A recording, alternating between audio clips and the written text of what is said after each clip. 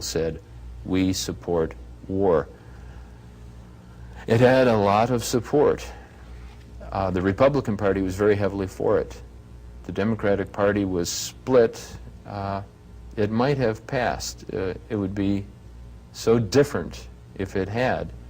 Well, it didn't, and I'm not advocating that it should have, but it showed a spirit and a mood. War is serious. Congress certainly must declare it, but Congress shouldn't declare it without really consulting the people of the United States.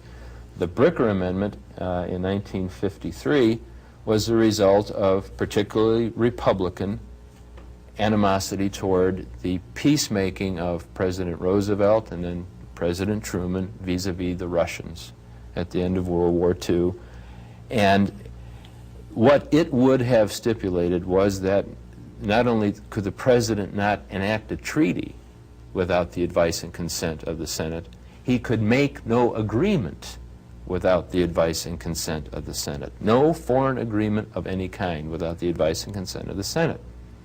President Eisenhower, when he accepted the nomination of the Republicans in 1952, said, I oppose the Bricker Amendment, and I will actively oppose it. And he did, and it failed. 1 year later, he wrote his letter to ZM in Vietnam, and that is the basis, supposedly, for our commitment to go to the aid of the South Vietnamese. One piece of paper that President Eisenhower wrote in 1954. Very fateful piece of paper. I've seen some people who talk about this subject and they say, well, Congress willingly gave away their powers to the executive branch when it passed the National Security Act. That it set up the CIA, that gave more powers to the executive branch to carry out foreign policy and war, and also set up the National Security Council. And what year was this, Frank? This is what, 47? Was that? No, it wasn't until 1950. Oh, 50, okay. 50. The spirit of that act, or what seemed to be the spirit of the act, was not consistent with the overreaching worldwide clandestine activities of the government that we're learning about right now. It was to create a counterpart to the old Office of Strategic Services, which was created during World War II in the heat of war, to have a counterpart to that in time of extreme tension, which the United States was in with the Soviet Union. It was a very limited agency at the start, and it was primarily not an action agency. And the National Security Council was a safeguard. The notion of the NSC was that it would safeguard the president in vital decisions. One of the first decisions they made was whether or not to build a hydrogen bomb. The idea was that simply using the cabinet to make decisions like that, or not even using the cabinet, as Roosevelt had proceeded with building the atomic bomb, was too serious. It was in keeping with the notion that these things should be accountable. These things should be on the record. Instead of having a clandestine group, a shadow group, making these decisions, there should be a group with responsibility for the decisions. Well, I think we've advanced in a very strange way since then. The first National Security Council had 8 or 9 members. It grew in 5 years to 20 members. Now it's nearly 400 members. It's a bureaucracy, and it's an action agency. That wasn't intended. In the last 40 years in the United States, the president has gained more and more power at the expense of the Congress. Yet for the Reagan administration, it wasn't enough power. The Reagan administration wanted more power for the presidency, less for the Congress, to use the National Security Agency as an arm of presidential power to carry out certain actions that would be outside of the scrutiny of the Congress, of the public. That would simply be a power arm, as it were, of the executive. And apparently, more than apparently, patently, the Reagan administration has distorted the way the cabinet positions are supposed to be used. The Secretary of State, the Secretary of Defense, do not have the standing that they once did. Other presidents have had difficulties with secretaries. John Kennedy with Dean Rusk, President Roosevelt with Cordell Hull, and relied on advisors. But those advisors were known to other people, interacted with other people, reported continuously to the president, and acted at his direction. Nothing like what is supposed to be the case, that the NSC kept the president in the dark and ran its own policy. We'll return with Professor Tom Philpott later, and he'll give us a rundown of the history of repressive legislation in the United States. But first, let's hear what Congressman Henry Gonzalez says about the situation. The preparations for an actual military coup in conjunction with the Federal Emergency Management Agency, originally called Rex 84, where they were preparing concentration camps, those in addition to the ones authorized by the McCarran Act in the 50s, where they could put the people in concentration camps that were on the FBI list. That's right. But Oliver North was involved with FEMA in doing some planning for this. Now, what do you know about this? Well, it transcends North. Of course, if you'll remember, it was my colleague from Texas, Jack Brooks, that was pursuing that line of questioning with Mr. North, and he was stopped by Chairman Inouye. 2 times. And Chairman Inouye, I don't think, has a legal background, so that the proceedings, again as in the case of impeachment, were in the popular mind given the same relevance as if it had been a court proceeding in which Colonel North was answering charges.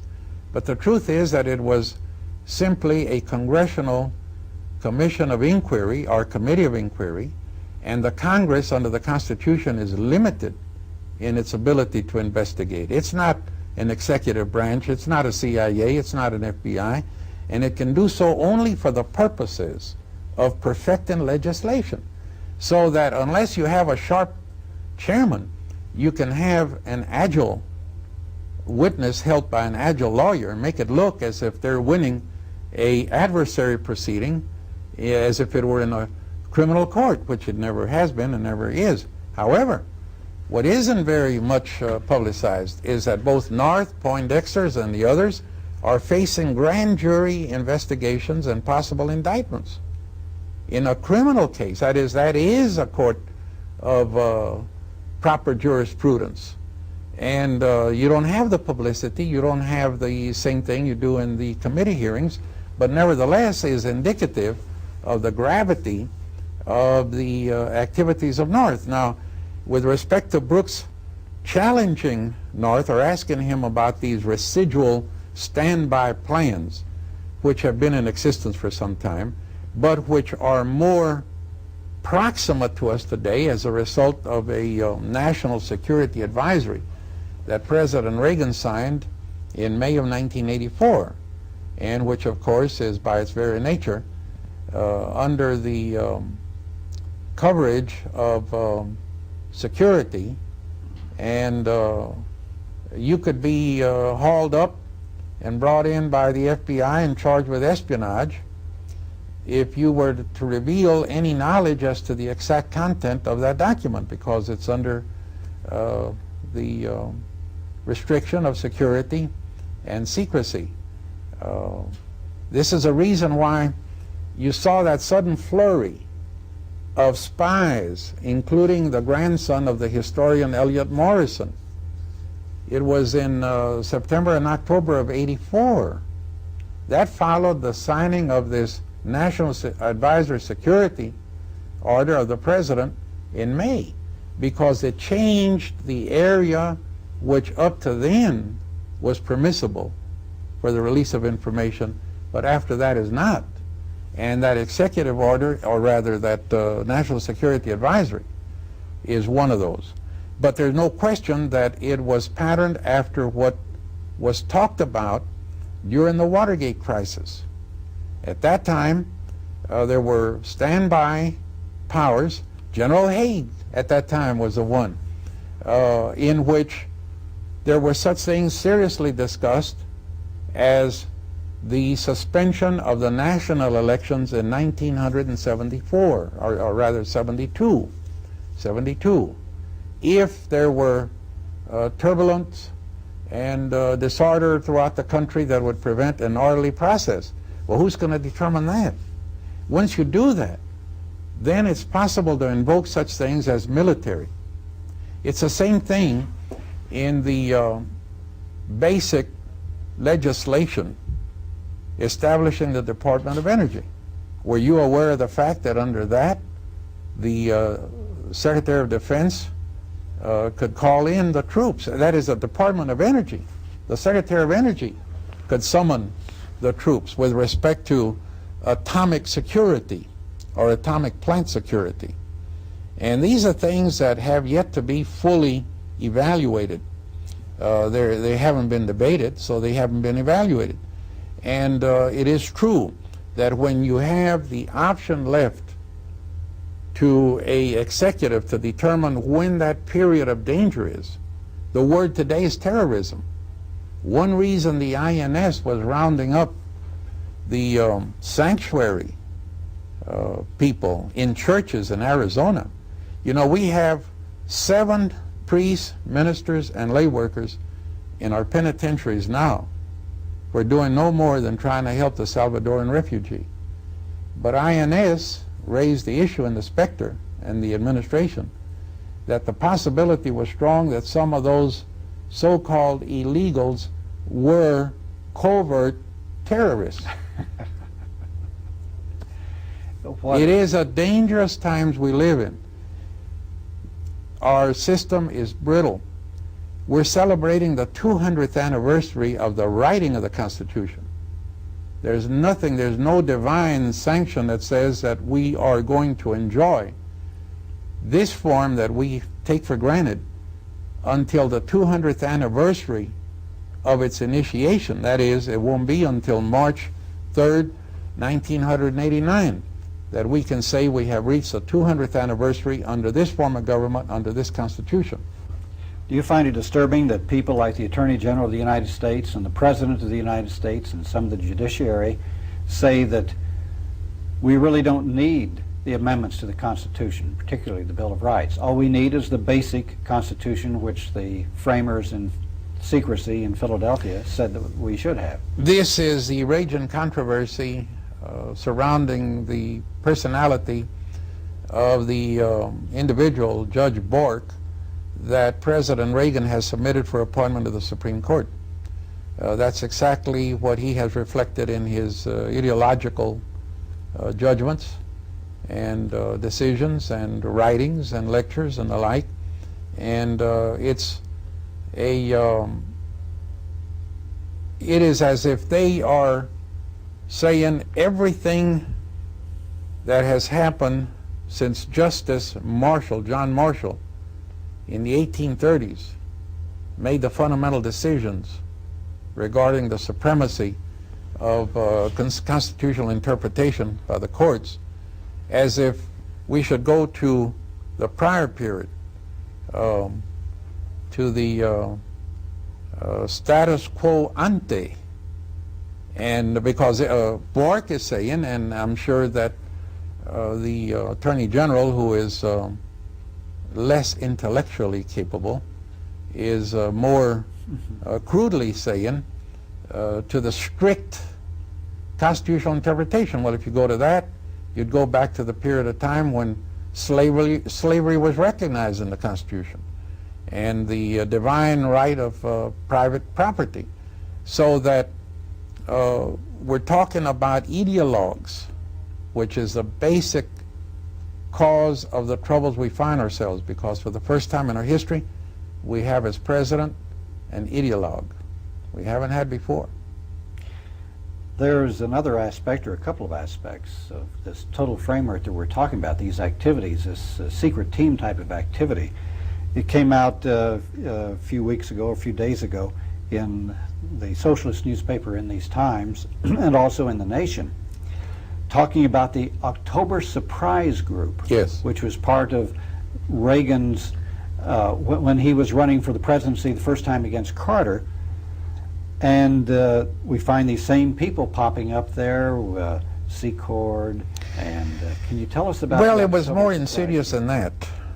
It's the first time since, well, even then, we couldn't say that there was an insidious invasion of our inner executive branch workings. But during the Mexican War, there were a couple of battles needlessly fought because some of the generals like Taylor and Scott were wanting to get elected president. The Battle of Buena Vista was absolutely unnecessary, but Taylor wanted to be president. And but since then, we haven't seen the invasion of what is supposed to be the controlling civilian portion of our government by the military as we have lately. And during the 1980 election, it was clearly evident that you had very serious professional violations by such as the head of the Strategic Air Command, who bitterly detested Carter. His commander-in-chief. He bitterly detested him and actually was in communication not only with Reagan but with his campaign directors, advising them on how they could injure President Carter in that election.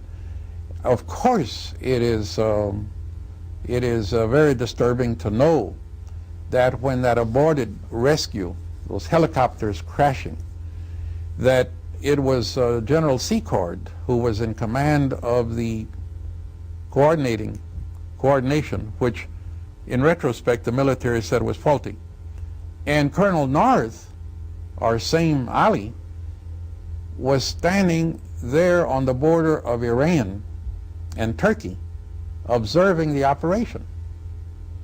From what I understand, what these articles have said is that the people who were pushing Reagan for the presidency against Carter had made a secret deal with the Iranian government, promising them arms later if Reagan were elected. In return, they would not release the hostages during while Carter was still president. And so it was amazing. The hostages were released right after Reagan became president, and then they started getting their arms, didn't they? As a matter of fact, they were released on the very day that President Carter was turning over the presidency to Ronald Reagan, and that was January the 20th, 1981. That always smelled a little bit to me. I thought, what a coincidence. There is evidence. There's no question. There's incontrovertible evidence that the shipments to Iran through Israel began at that time and coincided with these intermediaries that all of a sudden appear as big factotums in these sort of unaccountable operations for which the president says he has no responsibility, even though these are the men that he surrounded himself with. There's only one thing I hold a modern-day president fully 100% responsible for, and that is the decisions he alone makes with whom he surrounds himself. In other areas, it's possible to say that a president can decree a certain thing, and then maybe down the line it's not going to be carried out as he visualizes it. But in this area, no. And this is a reason I was very distressed even during the campaign in 1980, and predicted during that campaign that if President Reagan were elected, our children would be fighting in the jungles of Central America and Latin America. And I've been seeing lately, I've been hearing little drips and dabs and dribbles about it over the past several months. But it's finally starting to come out that, yes, Americans, special forces of the U.S. Army and people from the CIA actually have been in combat in El Salvador and in Nicaragua. I reported that. I Okay. reported that 4 years ago. 4.5 years ago. Why isn't this information like what we've been talking about now? Why doesn't it get out? Why didn't the media ever have you on? Well, I don't know. I don't have any control over it. But last October, when that airplane belonging to the Southern Airlines crashed at Kelly, and I was called and asked, I said, that's part of a CIA operation. The Kelly Air Force Base here in San Antonio. That's right. Okay. And I was denounced. The very next day, that's very unusual. You know how long does it take for an editorial to appear concerning some matter that happened just 24 hours before? Well, one of the local newspapers, the San Antonio Light, had an editorial saying, put up or shut up. How can you document the fact that this was CIA operation? So it so happened that the thing that saved me was that the very day it came out was the day that Hassenfuss's airplane was revealed to have crashed, and it was a Southern airline. it was the same airline that was performing a contract directed by the CIA.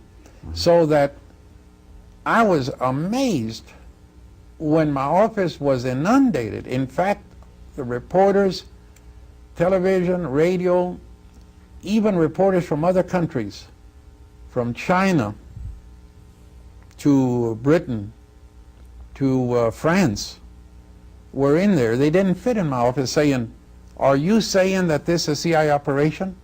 And I said, well, I don't know what all the fuss is about. This has been common knowledge for some time. And they said, well, you're the first one that says so that holds a public office. And I said, well, I don't know why. I think maybe the reason is that this crash that happened over the weekend was in my district. And I have known of it. I have asked questions. I said, to me, that isn't the disturbing thing. The disturbing thing is that we in the Congress and our presidents have allowed the creation of a private Air Force that over which the regular Department of the Air Force has no jurisdiction as to the airworthiness of the craft, the competence of the crew, and the civilian agency, the FAA, which is supposed to have jurisdiction because it's a private craft, tells me they have no ability